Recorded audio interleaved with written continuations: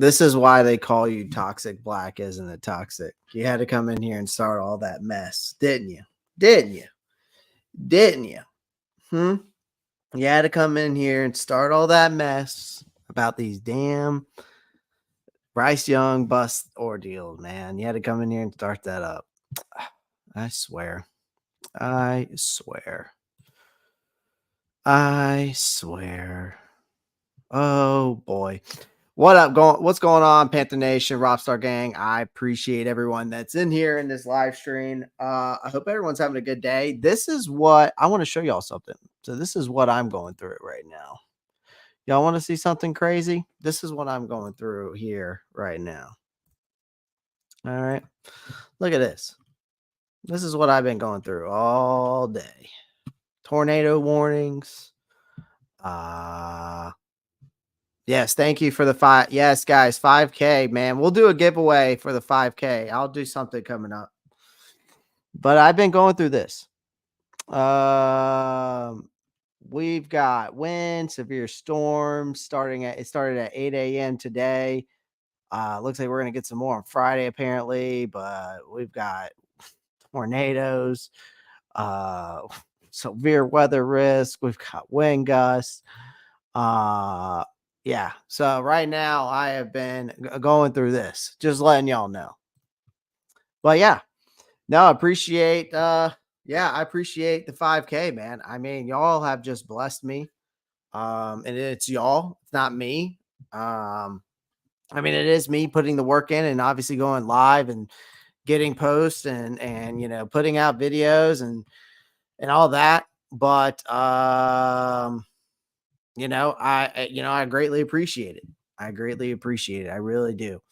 But it's all y'all, all you guys who subscribe, all you guys who like, comment, click that post notification bell, all of that, that's you guys. And you doing that has gotten me to the 5K. Obviously, me putting the work in, sure. But it's you guys that take the initiative, the extra initiative, by smashing that like button, by commenting, by subscribing, sharing, following me on all my social medias, Discord, the BetUS sponsorship, all that is not yes, it's part of me, but it's also I have to give it to the people who come in and tune into this show week in and week out, right? So it's you guys that I also have to thank. All right. So I appreciate it. Thank you. Thank you for the 5K. Yeah, the next goal is 10K. The next goal is definitely 10K. All right. 10K, that is what we want. So again, we got a lot to talk about though today. We got a lot of talk about. The first thing I want to talk about is Scott Fitterer's terrible decisions. Okay. The first thing I want to talk about today is Scott Fitterer's terrible decision. The third round reaches is one that sticks out to me. Fitterer's supposed expertise in college scouting did not quite translate to success in the draft, as we all know, right? So the moves like trading up to Matt Corral, DJ Johnson in the third round really showcase his knack for panic trades, focusing on the need over talent, right? But let me be a spoiler alert about in all of this, okay? Scott Fitterer, it didn't work out, and these picks came just another stain on this record, okay? Another thing is that we didn't mention the other day, or I didn't mention, and I guess I should have added on to this, was you let Hassan Reddick walk.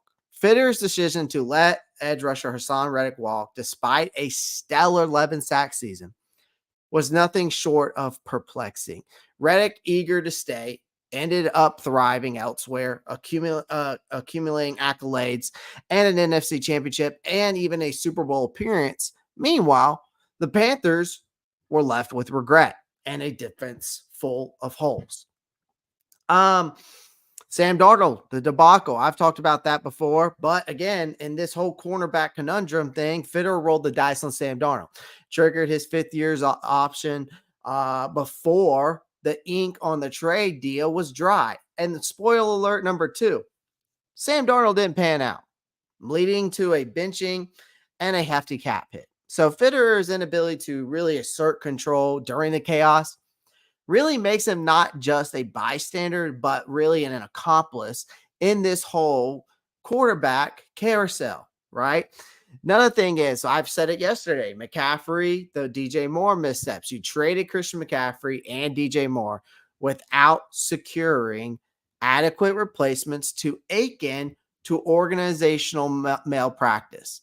McCaffrey thrived elsewhere. While the Panthers, we were stuck with Miles Sanders and a lackluster receiving core, and Fitter's faith in mid-level free agents, again, backfired spectacularly because it left this Panthers offense in complete shambles, right?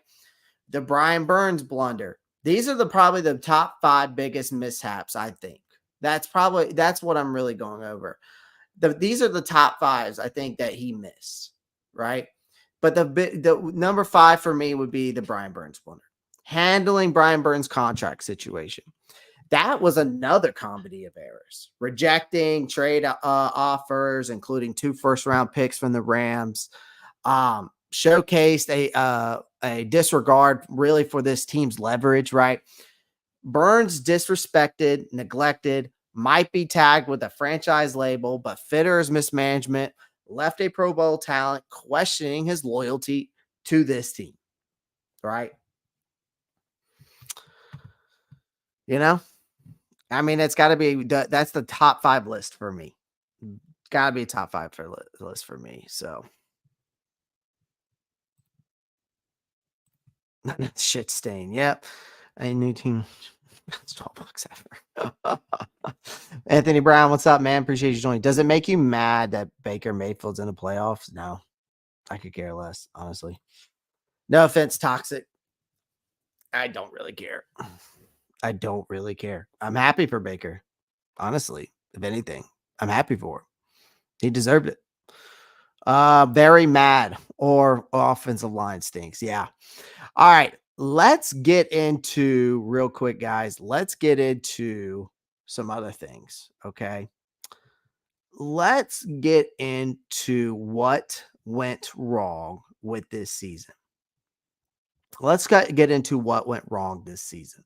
What went wrong for the Panthers in 2023, 2024? Okay. What went wrong? Number 1, Bryce Young could be a historic flop. Could be. He could be a historic flop because Bryce Young's rookie season wasn't just bad. If you look at it, it's historically disastrous. The stats don't lie. The play on the field doesn't lie. Yes. Is there potential that he could get better? For sure. Obviously, I think it's also situational standpoint from that.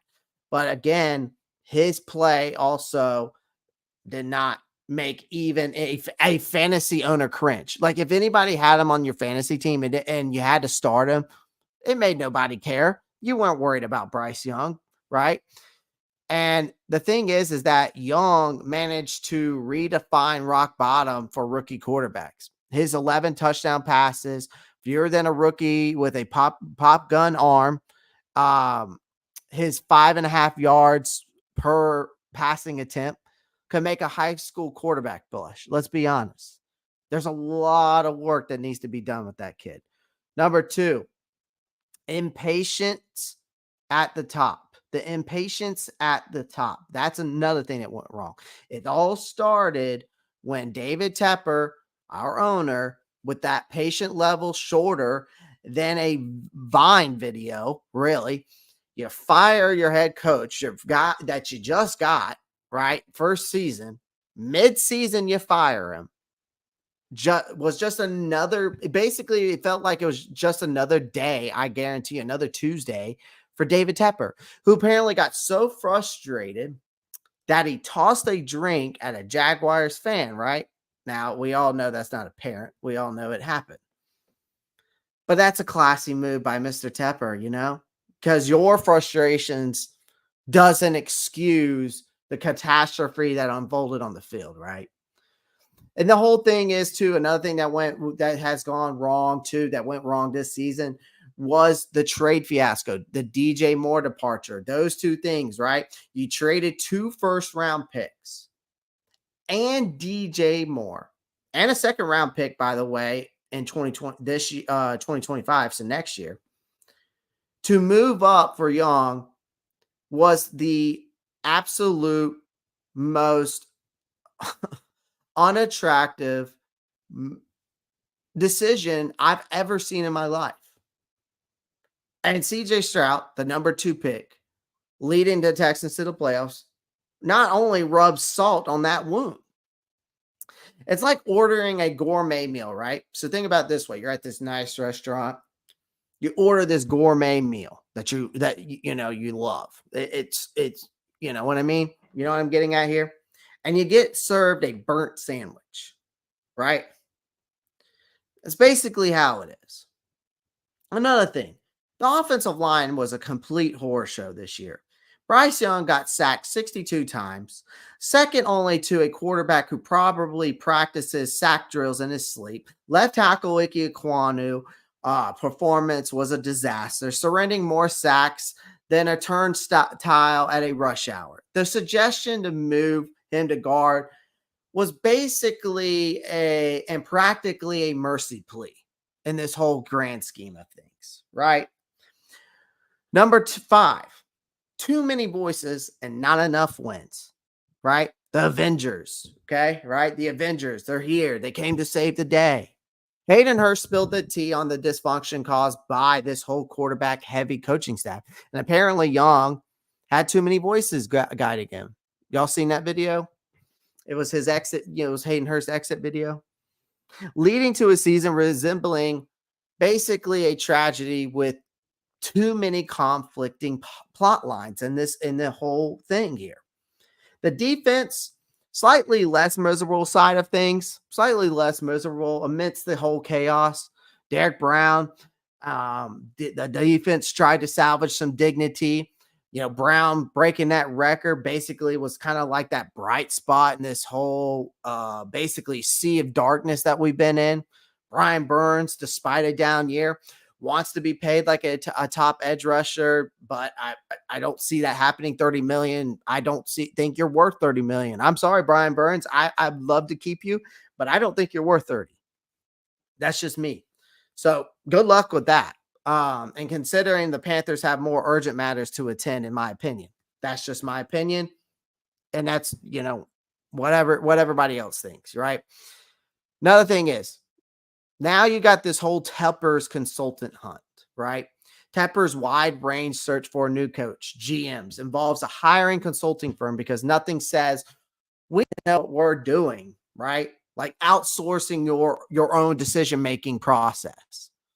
So at the end of all of this, the Panthers season was just a completely shattered of dreams and dysfunctional decisions, and a quarterback who became a poster child for how to not start an NFL career. And now we're on this quest for a new coach, GM.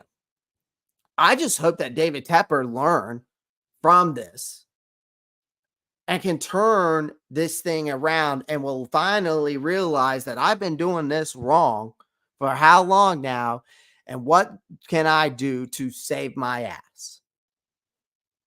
And I think he's taking the right steps here.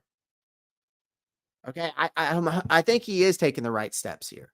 I think he's finally letting this sportsology thing, which, by the way, let's talk about that. And I want to explain to you what this whole firm is.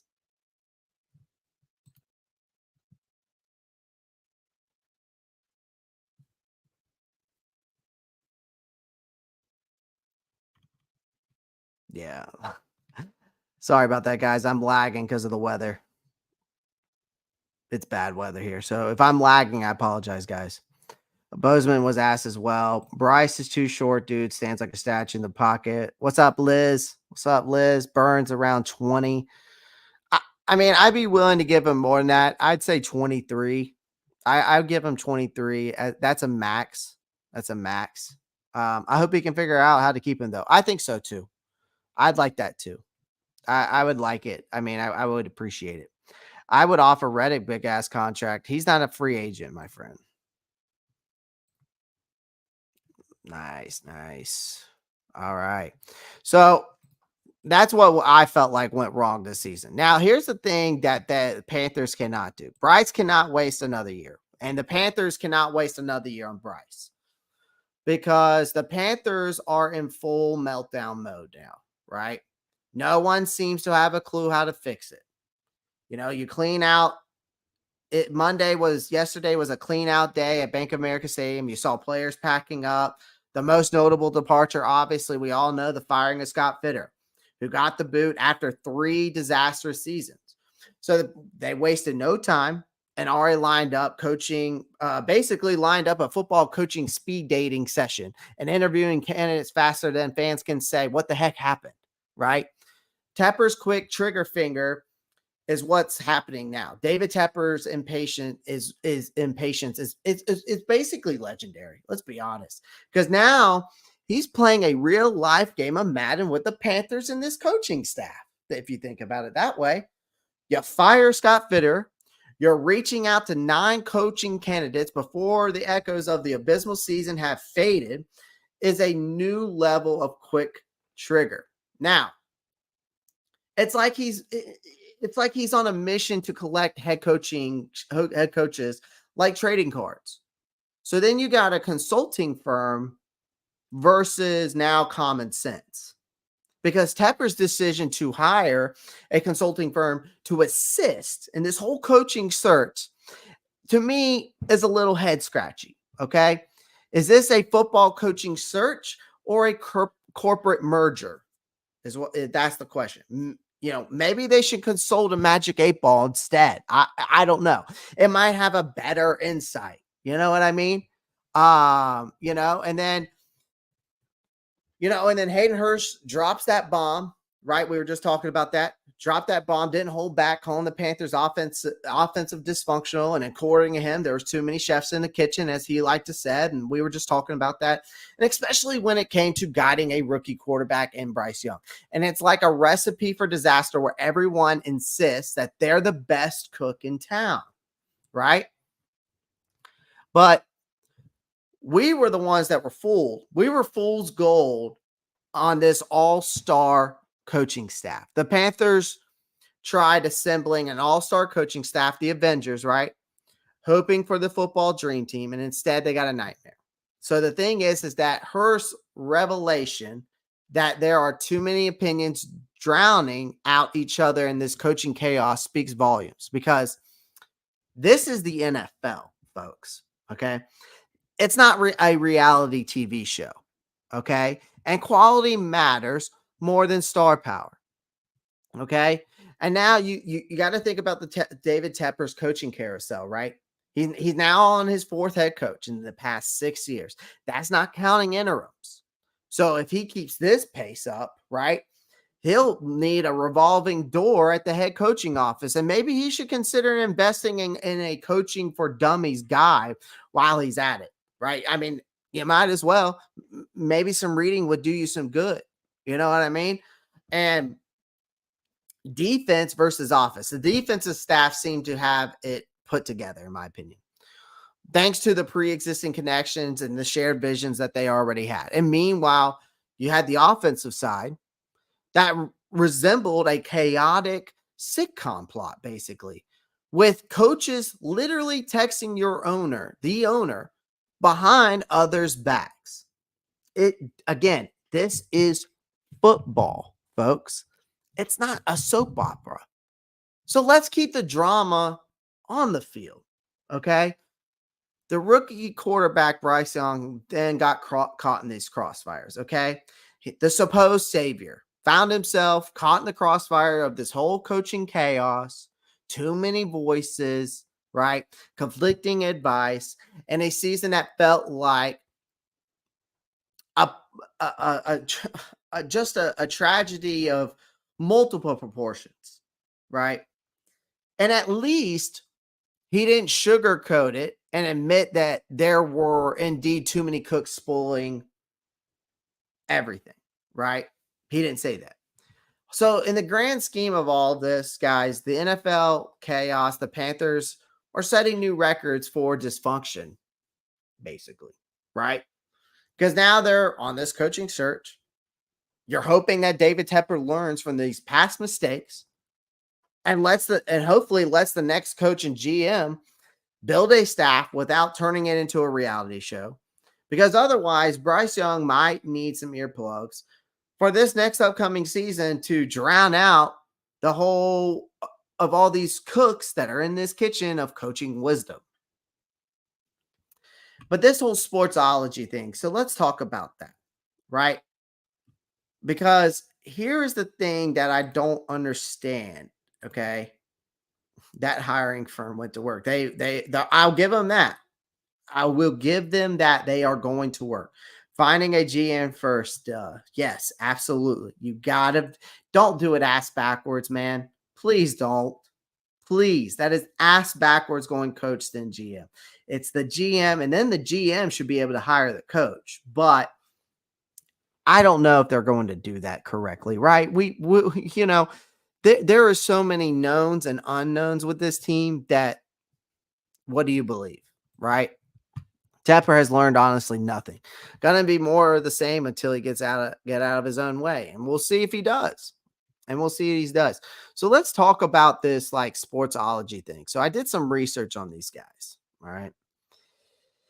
So basically, sportsology is that okay. So so unlike Tepper's previous coaching hires. First off, let's talk about that because which were conducted entirely within the organization. And this time around, he's opted to do external expertise, I guess you could say, to navigate this complex landscape of finding that ideal coach. And Joe Persons, who's a reliable source from The Athletic, reported that Tepper has engaged the services of Sportsology, basically a distinguished consulting firm helmed by Mike Ford or Fordier. I don't know how to pronounce his last name, who's a seasoned executive with a previous experience with a Chelsea FC. So Sportsology under Ford's leadership can bring a wealth of experience and a successful track record in assisting sports organizations in key personnel searches. And apparently the 49ers have gone this route, and they did this back in like 2013. And notably, Ford has played a pivotal role in search for Charlotte FC, contributing to the selection of Dean Smith as their head coach. And then furthermore, Ford's influence extends to the NFL, who has provided also assistance with the Rams and the Falcons in their coaching pursuits. So it's pretty interesting to me because one of Ford's notable success includes the strategic recruitment of coaching talent. So showcasing his ability to identify and secure these top tier candidates. Now, Tepper's decision to enlist in this sportsology services underscores a commitment to really a meticulous and thorough search process to try to leverage that external expertise to really identify the most qualified individual to lead the Carolina Panthers. But however, the timing of the coaching search faces a constraint common to several NFL organizations in that similar quest because the league's protocol, again, prohibits in-person interviews with coaching candidates currently employed by other NFL teams, until the conclusion of the divisional playoff games. So that limitation means that Tepper and the Panthers, along with their counterparts in this coaching search across the league, must exercise patience until the completion of these playoffs and fixtures to proceed with crucial face-to-face evaluations. And that's the thing, because now we're on this whole collaboration with this sportsology, and the NFL community already awaits the unfolding of this whole meticulous strategic coaching search that's reflecting on David Tepper's commitment to assemble a coaching staff that can propel this franchise back to its old ways or maybe new heights. I don't know if that's going to solve any problems, right? Okay. I don't know if that's going to solve any problems. So if we look, right, guys, like let's look at this list here. Okay. Tepper has learned. Oh, yeah, I already said that. Thank you, Marcos. Appreciate that, guys. What up, Panther Nation? Don't forget to wipe your paws on the like button on your way in. Appreciate that. Anthony Mutilio. Tepper's going to hire a yes ma'am man as a GM. I mean, he might. I mean, again, it could go back to the old ways unless he hasn't learned from his lesson, right? I just find a general manager whose values document production and not just traits of a player like Fit did. I feel you. I feel you. I want somebody that's going to come in here and tell Tepper to go, fuck himself. Same thing with the coach, like a Jim Harbaugh, like a Mike. Like I'll even say Mike Vrabel. I can guarantee you, Mike Vrabel will come in here and tell him to go fuck himself. There's coaches out there. There's coaches out there like that. We need to get back to the culture, the keep pounding culture, right? So that's my opinion. So let's look at this list real quick. Now, when y'all look at this list, let's start with the GMs first. When we look at this list that they've pulled up here, okay, anybody on this list who out of this list that we've seen right now, I've heard there might be some others on here. Obviously, there could be more. Right now, I know there's probably more. I think that there's been word on some other GMs and other head coaches that could come here. But if we look at this list, right, you got the Giants assistant GM Brandon Brown. You got the Buccaneers assistant Mike Greenberg. We got the vice president of football operations Brant Tillis. You got the Eagles assistant GM Alec Hallaby.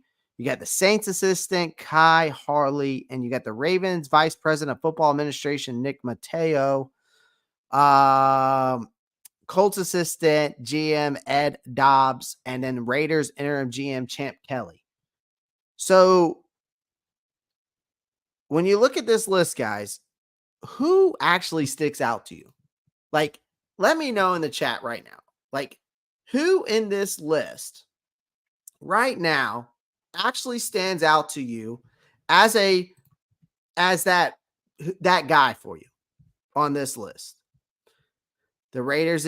So Panther Raider X says Champ Kelly. So on this list, you're telling me Champ Kelly. All right. None stick out. Okay. The only ones that I would say that stick out to me, and I'm only saying this because I read their resume yesterday. Mike Greenberg sticks out to me over there at the Bucs. And here's the reason why. He was the one that re-signed all those players. He's the one that has re-signed the Levante Davids, the ones that have re-signed the Mike Evans. He was the one that re-signed the Vita Veas, the Ryan Jansen.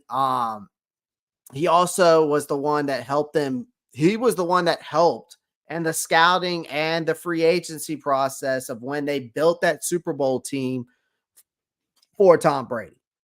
So I have to give him credit where it's due because he was part of that.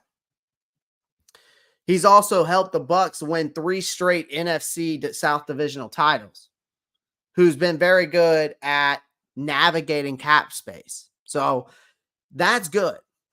Okay. So he's very good at the salary cap. He's very good at contract negotiations. The problem is how good is he in the scouting aspects of things?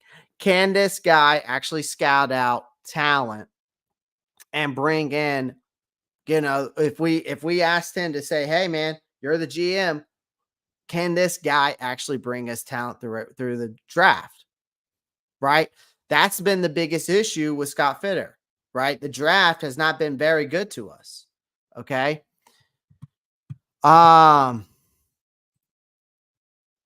Harbaugh doesn't appear on the list because he's not in the NFL. Just in case anyone didn't know, he can be interviewed whenever.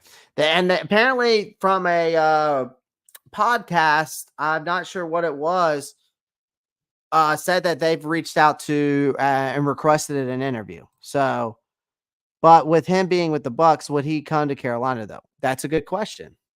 I'm just saying that if I'm picking, this guy can navigate some cap space. And we've seen when this remember when the Saints were navigating cap space when they had Drew Brees and they were winning all the time when Drew Brees was there. They were able to navigate the cap space, and that's why the Saints were so good with the Drew Brees era. Not only just because of Drew Brees, but their GM was very good at navigating that cap space and was able to bring talent in. So that's one side of things that you have to think about, right? If you're going to think about navigating cap space. The next guy I would say on this list that actually kind of stands out to me from a GM standpoint would be Alec Halaby, Philadelphia Eagles. He's been there for 16 years. Okay. He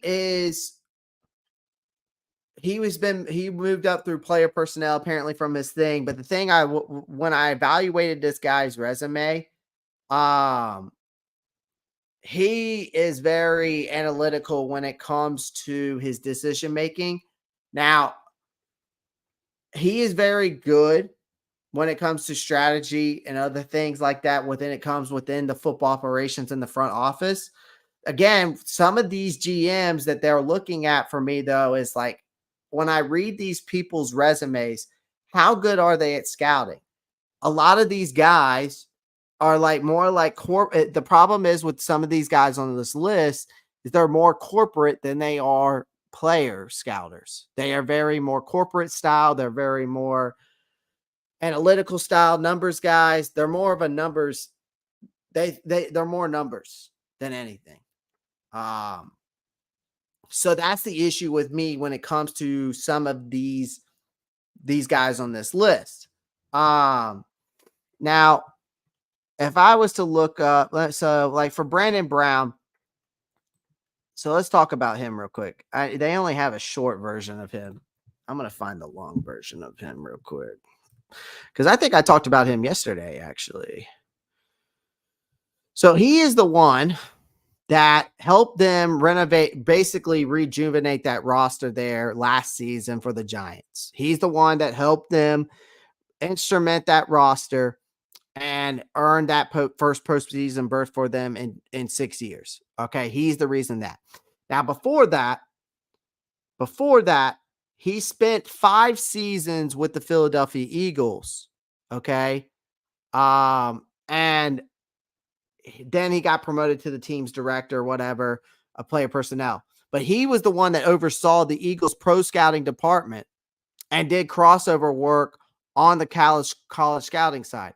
So for me, this guy kind of makes sense a little bit from the scouting standpoint. Okay. Right. See, for me, that's what I'm looking for because that's been the biggest issue with us. Right. That has been the biggest issue with us is scouting talent through the draft and free agency. And this is kind of a guy that knows how to assist in pro scouting, but in college scouting as well. When you read this guy's resume. So that I like him in that aspect of things. Now, if we go down this list again, so Ed Dodds or whatever his name is. Okay. Ed Dodds.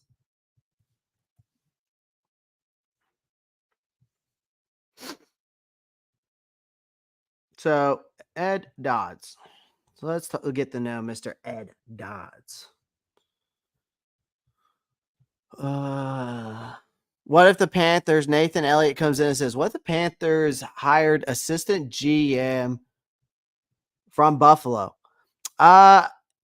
Nathan, I would have to look into him more. I'm not too sure about him. But if he's working with Brandon Beane, then he probably knows what he's doing because Brandon Beane's done a hell of a job there in Buffalo. But I would have to look into his resume. A guy that people aren't really talking about, though, guys, that the thing that I am kind of really, and Marcos brought it up to me a while back, our moderator, Marcos, in the chat, brought up to me Rob Lohman, the guy out of Detroit. Okay.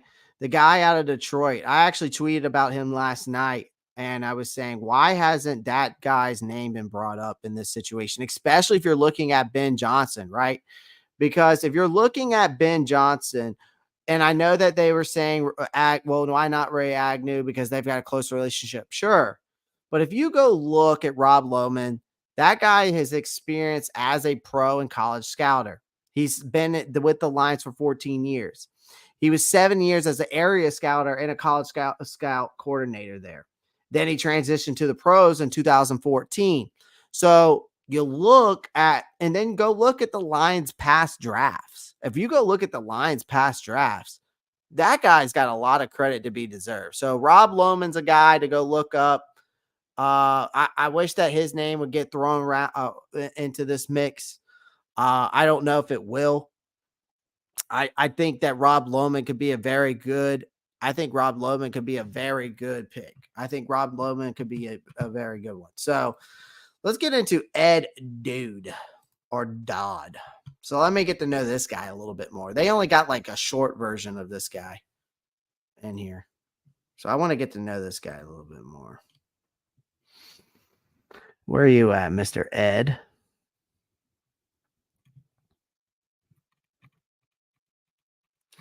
Okay, well, you're not going to let me see who you are, huh? I'd like to know who he is. Let's see what this is. So Ed Dodd, or Dode, who's the assistant GM there in Indianapolis. Ray Agnew went to NC State. Tommy Higgs comes in and says, interesting. I mean, it could be a move. So Ed Dodes is one of the league's most connected and talent evaluators. So again, but the problem is that it says that he was helped build the Legion of Boom before he arrived to in the Indy. So which means that he worked with. So I guess he worked with Scott Fitter in Seattle.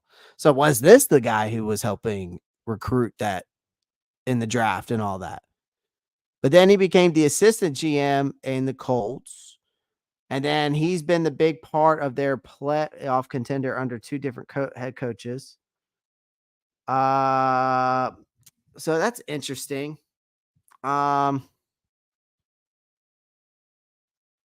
He's been the right-hand man there. Okay. So he's got a decent background. I wouldn't say it's great, but I wouldn't say I'm all about it either. So we talked about Mike Greenberg. I want to look a little bit more in this kid real quick. Alec, this guy looks about the same age as me. It would be Brian Gain. He was a GM in Houston, but now assistant GM. But I looked him up for you. Thank you. Appreciate that. I'll look him up real quick. I'll look him up later. So this guy is young, man. But I mean, I don't know how. Yeah, I mean, he looks young, but maybe he's not young. So he's in his 16th season with the Philadelphia Eagles. Was the name assistant GM in 2022. Vice president of football operations strategy. He focused on player evaluation, roster management, and resource allocation. So he goes off of integration and analytical methods. So I guess he does study on the players a little bit, but I mean, is this guy really going to be a great scouting talent if he's just going off of integrations and analytics side of the players? I don't know. That makes no sense to me. So I would say, nah, I'm out. Kai Harley, he's a financial analyst, former financial analyst. So he's basically the guy, looks like.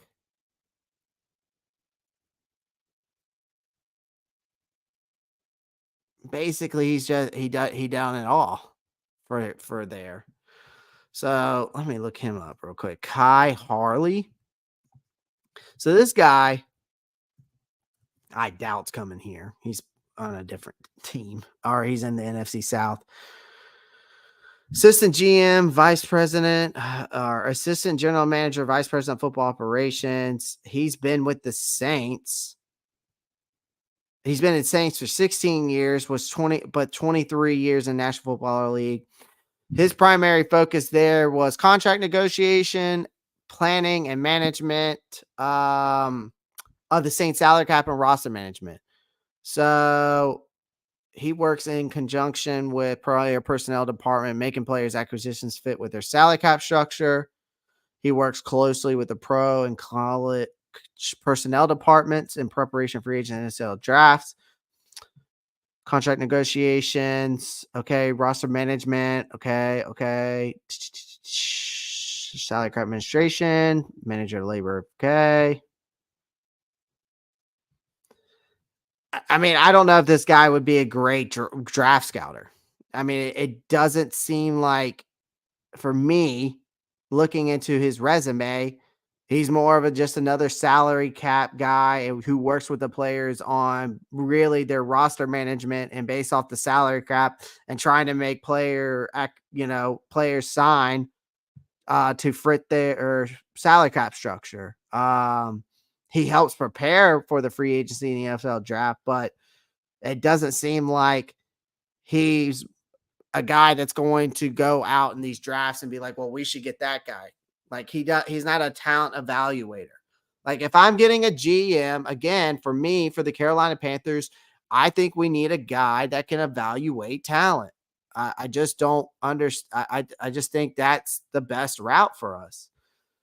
So we go to Champ Kelly. So let me look at Champ Kelly. I mean, that's me. I want a guy that can evaluate talent.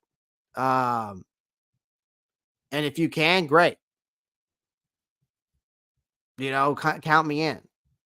We can worry about the salary cap and we can maneuver that stuff later. Because, all right, so this Anthony Champ Kelly, interim general manager right now, previously assistant general manager, spent time in Chicago, he was assistant director of player personnel there, but then 2 seasons a director of pro scouting. That's what I want. He was also the Bears director, player personnel, college scouting director, but if that's the case, granted, he's got expertise in scouting. The issue is here with him is it was for the Bears. 2017 to 2021. He was a guy that took Mitch Trubisky. Are we going to trust Champ Kelly to make the right moves in the draft? Because now if you make me think about it, no, you're not.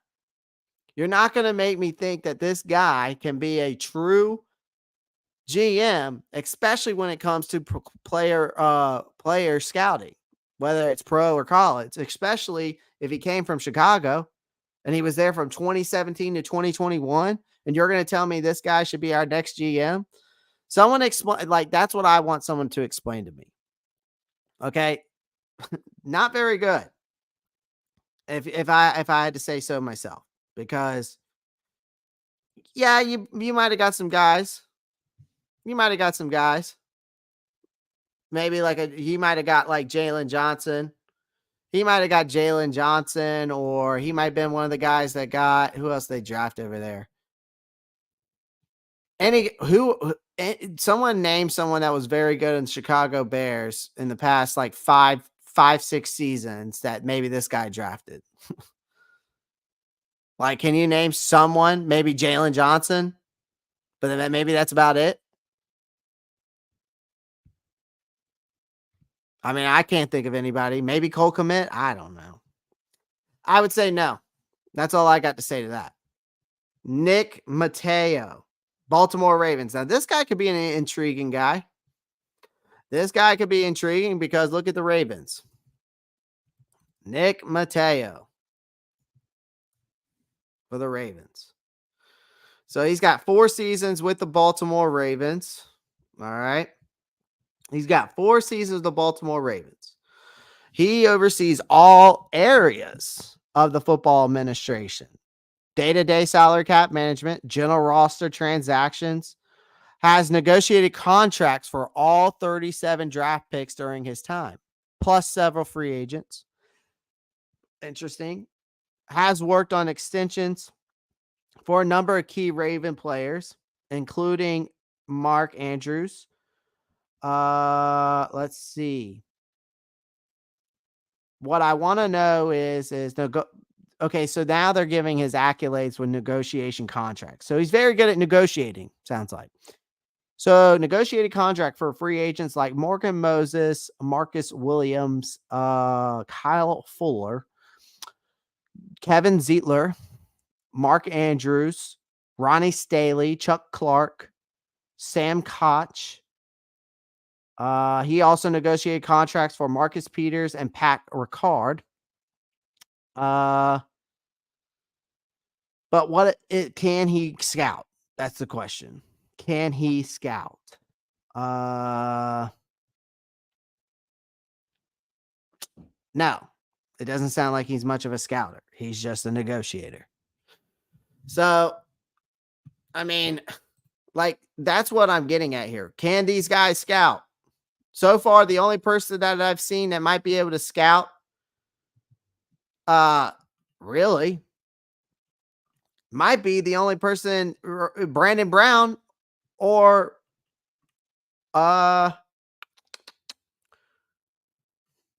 maybe Ed Dodes. I would say, I mean, if you want to go from an analytical to an integration standpoint, you got Alec here. But again, can he scout? That's what we need to know. No, he can't. Let's hope this Brant Tillis guy can. Because if this guy can scout, then I'm all in. Especially from a Kansas City standpoint. Okay, so this guy was 14 seasons in the Chiefs, vice president of football operations, spent 4 seasons football administrator, 3 seasons director, salary cap football operations, analytics. He joined the team back in 2010 as a salary cap contract analyst.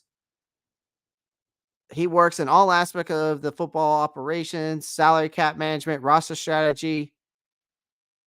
Okay. He's the one that apparently spearheaded every extension and free agent deal for the Chiefs since 2017, including Patrick Mahomes' record-breaking 2020 deal. Okay. He also works with the pro and college scouting groups as a part of overall to see data analytics efforts for, so another data guy. So basically, most of these guys are all salary cap and football operation analysts is basically what they are. And then they do oversee the pro and college scouting groups, but they do it from a data and analytics standpoint. I don't get it. I don't get it. You know, if I'm a GM, if I'm trying to hire a next GM, I'm trying to get a guy that can scout.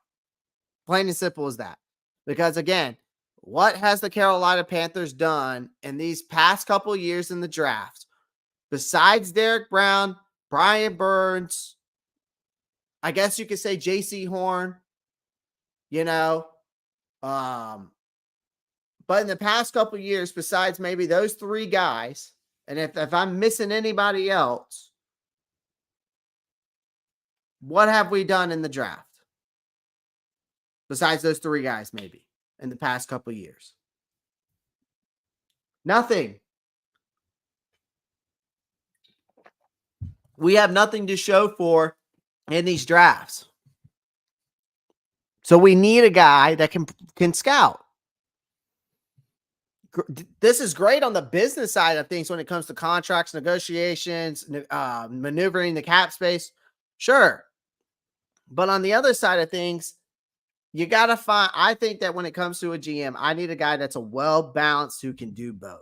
And it's very hard to find that nowadays. But most of these guys that we're looking at, maybe besides the only other guy I could say that might not be that type of guy, maybe I could say Champ Kelly. I can maybe say this Kai Harley, this Alec Hallaby, and Brandon Brown, and maybe Ed Dobbs. I mean, all those guys, they might have some scouting, but really the only other person, like I've read, is Brandon Brown, who's the one who has had it seems to have um the most experience in scouting talent. And that's what I really want, someone that's more on the scouting side of talent. Worry about the cap space later. Bring me some players. You know what I mean? That's what I want, guys.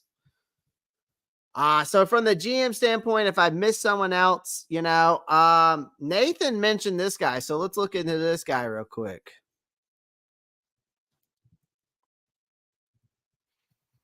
So Brian Brian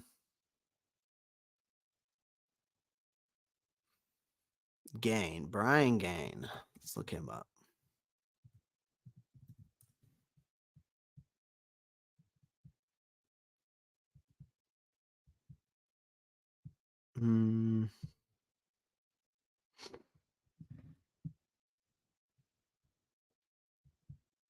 Is he so he's with the Bills right now?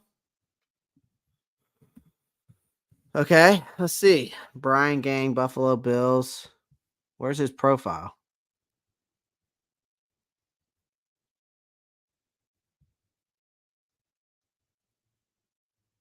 Do you like this list? Pop, no, I don't. I was just telling everybody in the chat, Pop, I don't like the list. I don't like the GM list. Because none of these guys, they're all analytic and integration player personnel GMs that negotiate contracts and their cap space maneuvers. Like they don't have, like some of them have experience, yes, and they work with going through scouting, call it the draft and free agency, but it's from an analytical standpoint. It's not a actual can see talent if it slapped them in their face kind of a GMs. They do it. They're doing it from an analytical standpoint. They're looking at numbers and all this other BS. I don't think it makes sense. Unless they're going to bring somebody, but like I said, unless they're going to bring somebody in, and I know right now this is just a list of the people that they're trying to interview right now. But if it's me, you need to be going after someone because we haven't had a GM here who can draft talent, who can see talent, even through the free agency. We haven't. Scott Fitter was not that. I'd rather have a guy who can scout talent from the pro side and the college side to bring to the Carolina Panthers instead of maneuvering the cap space. Yes, that is important because we need to be able to work our cap space out. But I think that it's more important to be able to bring talent here and then we can worry about the cap space later. That's just me, but some people may think differently. I just don't like the list. I just don't. So here, I think if anything, Pop, we need to look into a guy called Rob Lohman over there in Detroit. I really do. So this Brian Gain, the assistant GM over at the Buffalo Bills. All right, first things first. He took an executive position in Miami, assistant director, pro personnel of the team. After Parcells Aline, he gained the team, staying with the team, player personnel in 2011. Okay. Was hired by the Houston Texans for the first time in 2014. Worked as the team's director of player personnel for 3 seasons. Then prior to then hired in the same capacity. Okay. Game was hired as the Texans general manager in January 2018. Took a leave of his absence. Game was fired after 1 season as GM. Okay. His firing took place after a former security coordinator filed a complaint stated Gain targeted African American employees for dismissal. Okay. Well, this guy doesn't sound very good. Does not sound very good to me. Yeah. I would say no to this guy. I would say no to this guy. I read and saw enough about Mr. Brian Gain there. No offense, Nathan Elliott. No offense. Once I heard that he had a complaint on him about some racist ass shit, I'm good. So now I don't like the GM list. The head coaching list. Let's talk about it. Let's talk about it.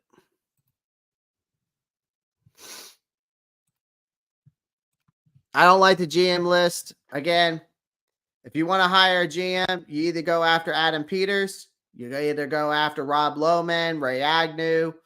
I would go after those guys because they know how to scout talent and they know how to negotiate cap.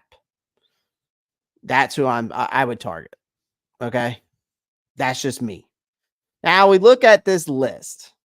Now, does anybody in the chat looking at this head coaching list? Now, I know there's more. I know Jim Harbaugh's name's been thrown around. Hell, I even know that Mike Vrabel's name might have been thrown around today as well. Let's see who else's name probably been thrown around on this list. Probably Bill Belichick still. Hell, I've seen Bill O'Brien. Like, I mean, here's the thing, guys. Brian Callahan, I think he's done a hell of a job there in Cincinnati. I think he's done a hell of a job with Jake Browning. I think he's done a hell of a job when they got Joe Burrow. He was on that Super Bowl staff in the Broncos. I think he's done a hell of a job. I mean, the Bengals offense has been top 10 since Joe Burrow's got there. But he was top 10 in points and yards. So I like it from an offensive minded standpoint. I think that I like him. If I was going to hire one of these guys, Ben Johnson's obviously on here. I'm not even looking at this guy. I can tell you that right now. Even though he's getting credited for Geno Smith's wonderful season and breakout season last year. And then of course he's getting credit for Baker Mayfield having 4,000 yard throwing season this year. And also that Baker Mayfield thrown the most touchdown passes in his career this year. And he's ranked at top 10 in both categories, and completion percentage for Baker Mayfield. So they're giving him all the credit for that. I mean, he's got a great background, but I don't trust him as a next head coach. Again, is this guy going to be a culture changer? I don't think so.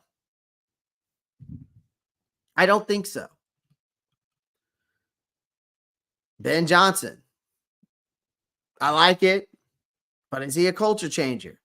He comes from that tree over there in Detroit. He comes from that whole aspect of things of, we'll bite your kneecaps off in Detroit. Because, Dan Campbell even mentioned that, I like Mike McDonald, but what's the point of going after Mike McDonald when you've got Ejiro Evero? Right? You know what I mean? So now, Pop, I don't like the GM list. Todd Monken, he's done great. He has his experience in both in college and NFL from what I know of. I know he won 2 national championships there in Georgia because he was the OC there when they won the championships. Now he spent the last 2 seasons with the Ravens, who's done very well. They have finished the league's best running offense this year, top 5 in scoring offense. And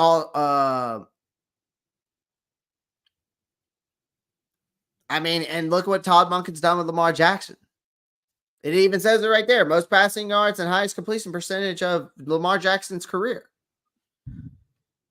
I mean, this guy, I think, is also a smash. I think I like Todd Monken too. Raheem Morris. Again, why would I take this guy when I got Evero? I think Evero is a better defensive coordinator than this guy is. I'm just saying. I think he is.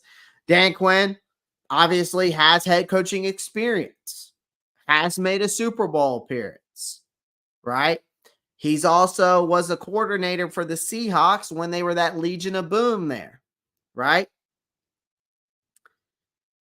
He's got the Cowboys who finished top 5 in almost every defensive category. I mean, is he going to come to a Carolina Panthers? I don't think so. Not due to the fact of being in Atlanta.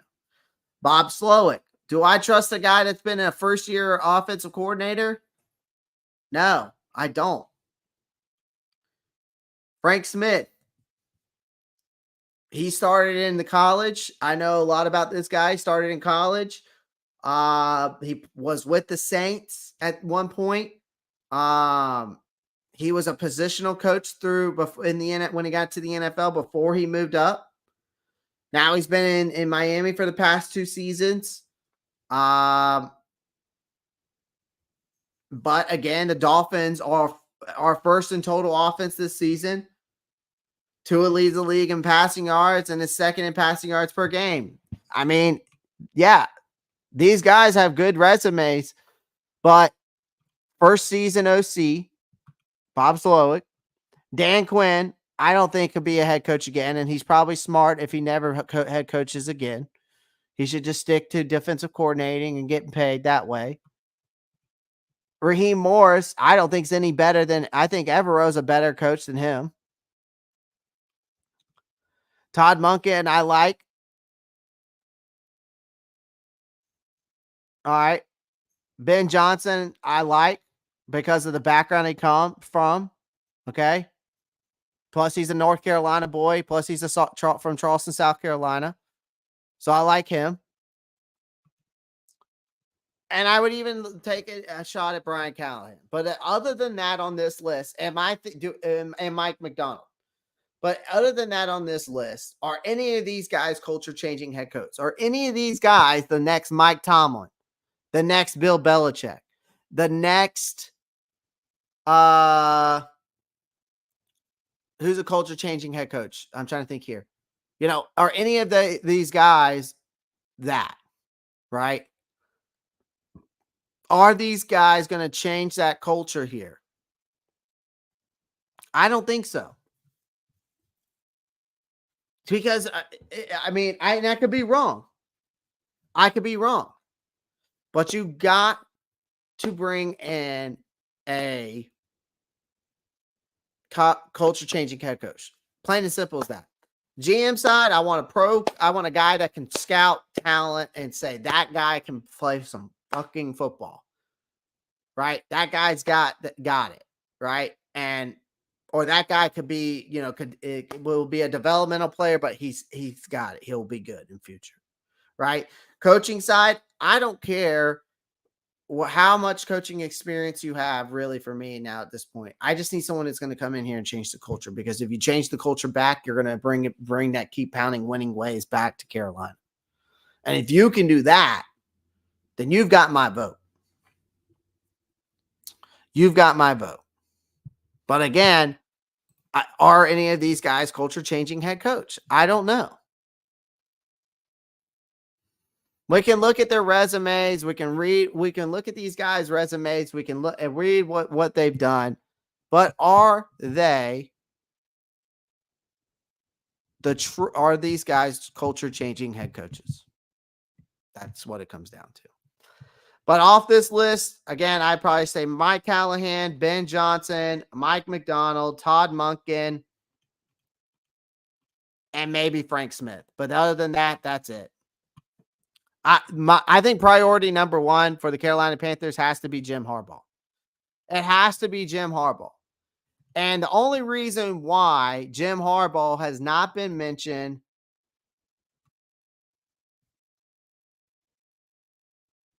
I didn't say Mike Vrabel wasn't. I didn't say I wouldn't be. I would be mad at Mike Vrabel coming here. Rock Jones. I didn't say anything about that.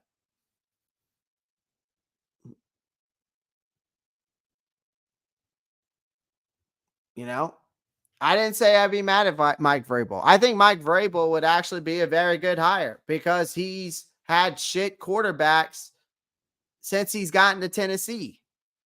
I'm not saying Bryce is going to be any better than Will Levis, Ryan Tannehill, and Malik Willis, but he's also has won playoff games. He's also made the playoffs. He had that defense dominating the Buffalo Bills and that Derrick Henry running all over teams. He's definitely a smash mouth in your face kind of guy, like a Dan Campbell. So, I mean, I would add Mike Vrabel to that list for sure, Rock. I mean, some people might not see it, but Mike Vrabel's also that guy that would tell David Tepper to go fuck himself. And that's another reason why I like him. So, Rock, you're not telling me something I don't know. You're not telling me something I don't know. Johnson, Monken, maybe Callahan, other than that list is lackluster. Yeah. Harbaugh might be your best choice if you want a guy to stand up to Tepper. Monken intrigues me, though. Yeah. I can see. I think Monken could be that smash mouth, especially if he came from Georgia, coming from Georgia, and then going to the Ravens, and look what he's done there. I mean, I could see it. I could. He does intrigue me a little bit. He does intrigue me a little bit. Our Panthers have a good defense. The offense, what needs more improvement, especially on the O line. As for GM, hire Dan Morgan or whoever minimizes Tepper's interference. I don't think Dan Morgan's a guy that's going to minimize anything. Honestly, I don't think he is. I don't think he's that type of guy. Again, I could be wrong, but I don't see it. As for a new coach, Harbaugh would be nice, but I'm unsure if he'd actually come. Eric Bieniemy, Bob Slook are my top two if Johnson can't get hired. I would say my top two, number one would be Jim Harbaugh. Number two, if Eric Bieniemy's name was actually been thrown around and actually was requested to be interviewed here, I would say he's my number two, but he's not. So I'm not going to even mention him in my top. My number two would be Mike Vrabel because he is a guy who will bring that keep pounding culture, I think. Same way Jim Harbaugh would. They are in your face, straight up, and know what the hell they're doing because they're experienced. They know what they're doing. And then number three would be a Ben Johnson, or probably on that. Monken intrigues me though. Mike McDonald intrigues me a little bit. Brian Callahan, Frank Smith, they're kind of dark horses for me, sleepers. So that's what I'm saying. Like I don't know what Dan Morgan has done and what players he's brought in to even say to that help brought in here. Like I don't think Dan Morgan's worth any kind of shot. I don't think Dan Morgan has any shot whatsoever at this GM job. I really don't. I guarantee you, David Tepper is going to go after one of these analytical player personnel integration GMs that we've seen on this list that have no idea how to scout talent at all.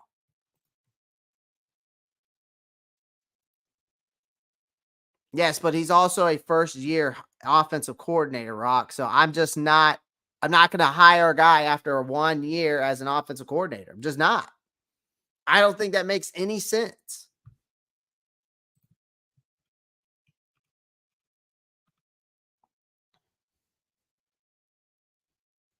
He began as a defensive assistant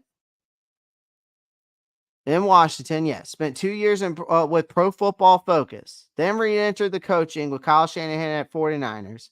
He switched to the defensive side of the ball to offense. Okay. So he's only had 1 year, though, as an offensive coordinator. I just don't see it.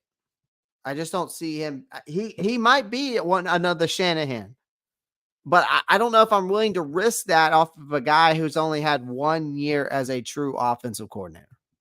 I'm just not sure if I'm ready for that. I'm ready. I want someone that's going to bring that keep pounding culture. We saw what happened with Steve Wilkes. That's never going to happen again. So everybody, whoever thinks that they should go after Steve Wilkes will never come back here again. He'll never come back and try to coach the Carolina Panthers. I don't think it'll matter how much money he will. He would look a sucker. He would look like a sucker for coming back. And I think if David Tepper tried to call my phone, I would not even answer if I was Steve Wilkes because of how that went down. I wouldn't. I would not. If I was Steve Wilkes, I would never answer the phone if David Tepper called me. Ever. So any of you guys that ever think that Steve Wilkes has a chance to ever come back here, you're out your mind. It'll never happen. It'll never happen. So get that out of y'all system now, because it'll never happen. If anybody, if another thing is for me too is like, hold on, I'm going to share my screen here. I personally wish Belichick would just retire, stay retired. It would even be more interesting if Pierce came and coached the Panthers. I mean, it depends if the Raiders might still sign him. They might not pull what we pulled here. They might not. The Raiders might not pull that same instance that we did with Steve Wilkes. They might take that route and keep him as the next head coach, Pierce over there for the Raiders. They might not take the same approach we did with Steve Wilkes. You never know. This is the NFL. All right, playoff picture. Let's get into it. Let's get that bracket up. Fair enough. Vrabel, Ben Johnson are my top choices. Wouldn't be mad at Harbaugh. Absolutely. I think Monken's just very intriguing to me. Of course you are. You're the mad cheddar. All right. Playoff picture. So let me get this ESPN. We're going to pull up the bracket. We're going to go through the NFL playoffs.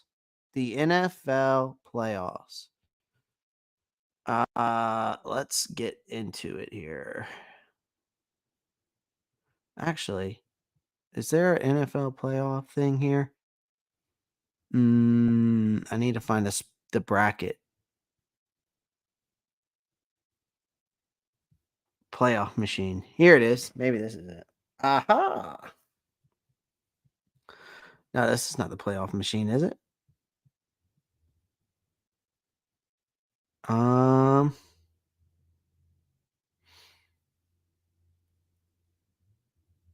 Expert picks. No. Hold on. I'm trying to pull up the playoff bracket here. Playoff bracket. Because I'm trying to maneuver. NFL playoff bracket. 20 NFL playoff bracket challenge. Here it is. Here it is. There it is. Again, I appreciate everyone joining the live stream. And make sure you pound the like button and subscribe to the channel. All right. I appreciate everybody. So we got the NFL playoffs. All right. You've got the number one. So let's talk about the AFC seeds. Okay. So we're looking at the AFC. Okay. You got the number one seed. You got the Baltimore Ravens. Okay. They have lost they may have lost a meaningless season finale, but the Ravens, they're still a powerhouse in my eyes. Lamar Jackson is the MVP of the league in my eyes. Obviously, they are the Super Bowl favorites probably on that side. Okay. The Buffalo Bills, their season was like riding a roller coaster. Okay. But Josh Allen and a top 5 defense have been on fire lately. They have caught fire at the right time. So watch out for them. Okay. You got the Kansas City Chiefs. They clinched the West, okay? But their offense hasn't been the fireworks display that we're used to, right? So this could be a bumpy road in the playoffs for them. The Houston Texans. The Texans went from literally 0 to the AFC South champs in 2021. D'Amico Ryans, CJ Stroud. What a turnaround that's been. Okay. It's kind of like a Cinderella story this year for them. Okay. It's like a Cinderella year. Next up, you got the Cleveland Browns. Now, despite the quarterback musical chairs that they've been having going on, the early season issues, the Browns defense has been dominant. So can they ride this defensive wave into the deeper playoffs is my question to you guys. Number 6, the Miami Dolphins. Miami's offense has sparkled, but some miskeying players. They got some defensive hiccups that are raising some questions. Are the Dolphins swimming or sinking in the postseason? That's the question. And then you got the Steelers, who are facing so much adversity, but Mike Tomlin, who I think we might have to make a debate as he might be the best NFL coach in NFL right now because of what his team has been built with and how he's taken this team, and it still has been above 500 for the past how many years with this team, with these Steelers teams, and has won 2 Super Bowls now. So they've been also changing quarterbacks more often than some of us change our socks. Yet here we are again, and Mike Tomlin is still making magic here. The NFC side, okay? The NFC side. You got Brock Purdy, who went from Mr. Irrelevant to the MVP candidate. And then now you got the Niners that are a powerhouse on both sides of the ball. They're trying to make that Super Bowl run, okay? And that Super Bowl goes through Levi Stadium. You got the Dallas Cowboys, the 2 seed. They're a different beast at home. Now, and undefeated, scoring at will. Dak Prescott, CeeDee Lamb, that's what you have to stop. And they've got a great defense, right? Just like we were just talking about with Dan Quinn's got them in the top 5 in almost every category. Detroit Lions, 12 wins for their first time. 12 wins for the first time since 1991. Now, can Dan Campbell, Motown dreaming of a playoff glory, but the problem is can their defense stand tall? That is the issue for me with Detroit. Okay. You got the Tampa Bay Buccaneers with the 4. It wasn't pretty for them, but Tampa Bay's shutout win secured them a playoff spot. Baker Mayfield's Bucs are looking to prove doubters wrong. Can they silence the critics? Philadelphia Eagles, they went from the NFL darlings to limping into the playoffs. Literally. The Eagles have literally hit one of the worst rough patches I may have ever seen in an NFL team. Jalen Hurts and this team need to find some kind of resolution here after they've lost their early season mojo. All right. 6 seed, you've got the hot Los Angeles Rams right now. You got a hot Los Angeles Rams, okay? Forget all the expectations with this Rams team. The Rams have literally shocked everyone. Kyron Williams, Puka Nacua have turned heads, but can they keep that momentum through the playoffs is my question here. Then you got the Green Bay Packers. Jordan Love's first season ends with a playoff ticket. All right, first season as a starter. They got some momentum, winning 6 of their last 8 games. Is Jordan Love ready for that postseason spotlight? So let's get into the wild card weekend predictions. All right. First game up, we have the Browns, right, versus the Houston Texans. It's a deja vu of a Christmas Eve rematch. Joe Flacco led the Browns to victory last time, but now the Texans have a healthy CJ Stroud. The Browns' top-notch defense, I think, is the game changer in this game. And so I'm going to take the Browns here. I think the Browns get the dub. And I think it also makes sense, if you want to talk about a script, Joe Flacco back to the Baltimore Ravens there in a divisional round. Okay, if you want to talk about scripts. Now you got the Dolphins and the Chiefs. a battle of offensive juggernauts. Both of these teams are offensive juggernauts, but the injuries have hit the Dolphins hard. The Chiefs may not be as explosive, but their defense still is a hidden gem. I've got the Chiefs winning this one this weekend.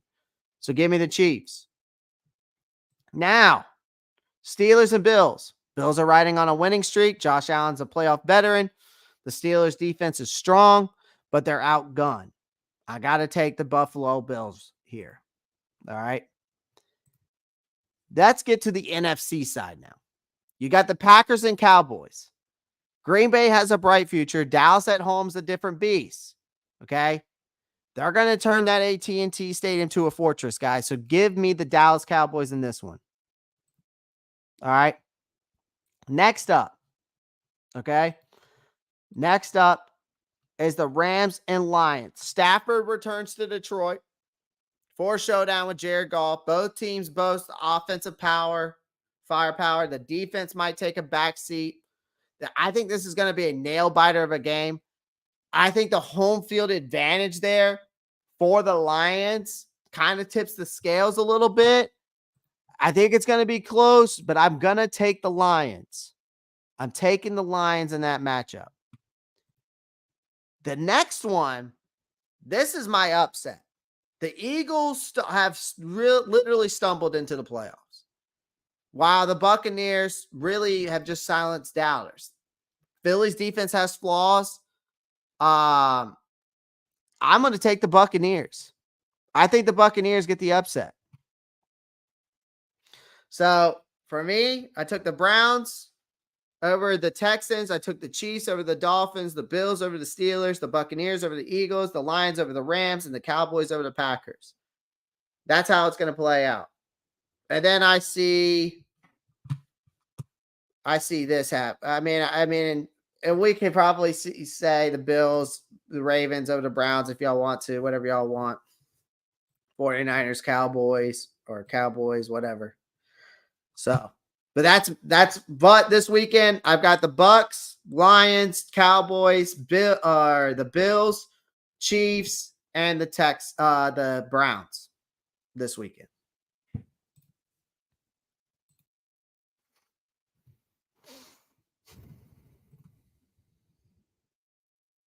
As for the playoffs, I can see the Packers, Buccaneers, Chiefs, Lions winning. As for the Texans, Brown games, it's hard to choose. Gotcha. Oh, and the Bills should win if they don't make mistakes, right? It would be cool if the Cowboys but Green Bay has a history of defeating them multiple times in the playoffs. Browns should win if the defense can shut down Stroud in the offense. Yeah, it would be exciting if Stroud won.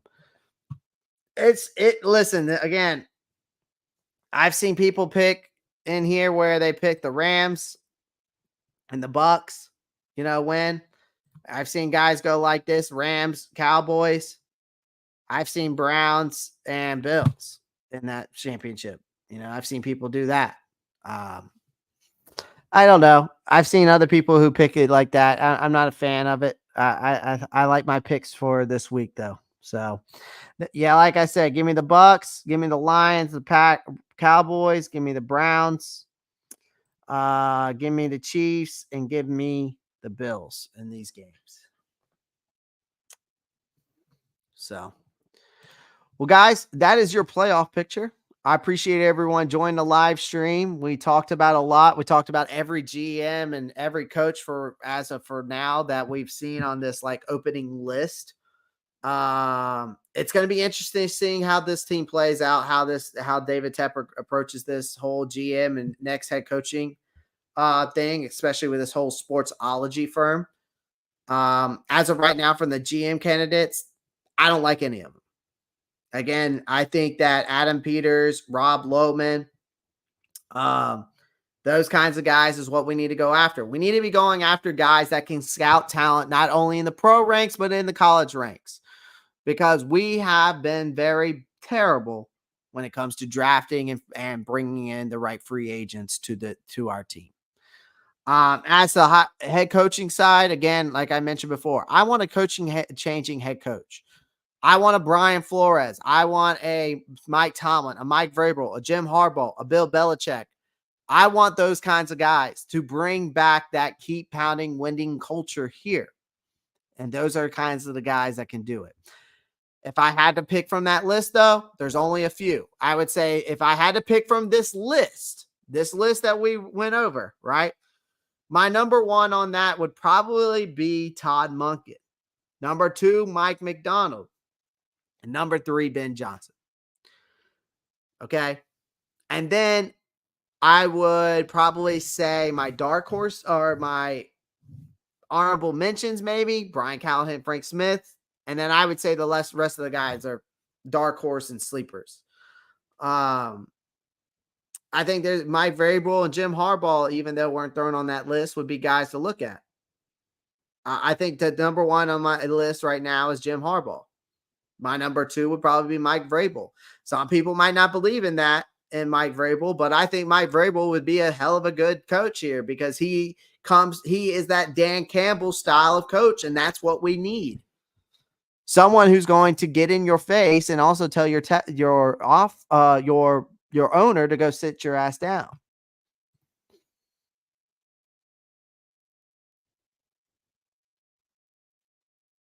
Yeah, I mean, they're making the right moves there at Washington, and the Raiders are. They're making the right moves. They are.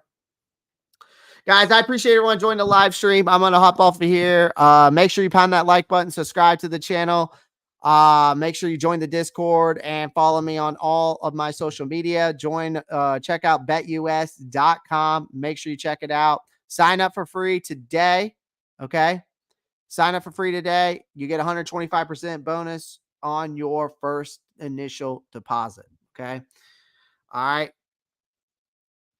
Yep. That's what we want. We need to bring that back. Josh, keep pounding. Everybody, appreciate y'all. Have a blessed night, and I will see you tomorrow. Peace.